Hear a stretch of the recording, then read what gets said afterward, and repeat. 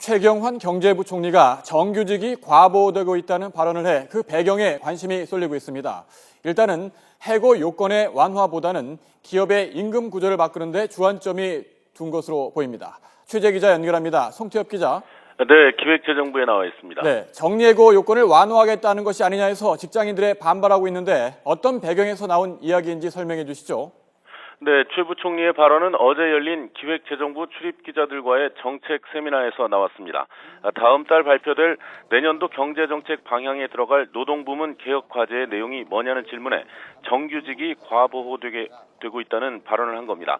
정확하게는 정규직에 대해서는 과보호, 비정규직에 대해서는 과소보호 상태여서 비정규직이 양산되고 기업들이 겁이 나서 정규직을 못 뽑고 있다고 말했습니다. 정규직은 한 번 뽑으면 60세까지 정년을 보장하고 임금 피크제도 잘 안 된다면서 노동부문을 기업이 감당할 수 없으니 이런 것에 대해서 사회적 대타협을 해야 한다고 언급했습니다.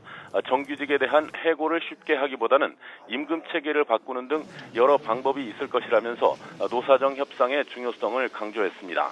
이 자리에는 김준경 한국개발연구원 원장도 있었는데 프랑스와 스웨덴의 예를 들어서 제조업체에서 신규 고용이 이루어지지 않는 이유를 설명했습니다.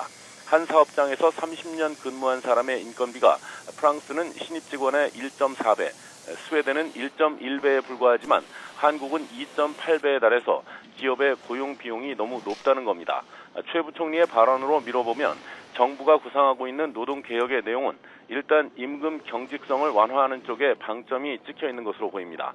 연공 서열형 호봉제와 복잡한 수당으로 이루어진 임금 체계를 단순화하는 방안, 그리고 임금 피크제를 활성화하는 방안 등이 포함될 것으로 예상됩니다. 지난해 법 개정으로 내후년부터 300인 이상 사업장의 근로자 정년이 60세로 늘어나게 돼 있는데 이에 맞춰서 기업의 부담을 줄이면서 근로자들이 더 길게 일할 수 있는 제도적 장치들이 마련될 것으로 보입니다. 최근 기획재정부 관계자가 해고의 절차적 요건을 합리화하려고 한다는 발언을 하기도 했는데 이 부분도 함께 다뤄질 것으로 전망됩니다. 이런 것들은 모두 노사정위원회에서 합의가 이루어져야 하는 사안이어서 노동계와 경제계의 반응이 주목되고 있습니다.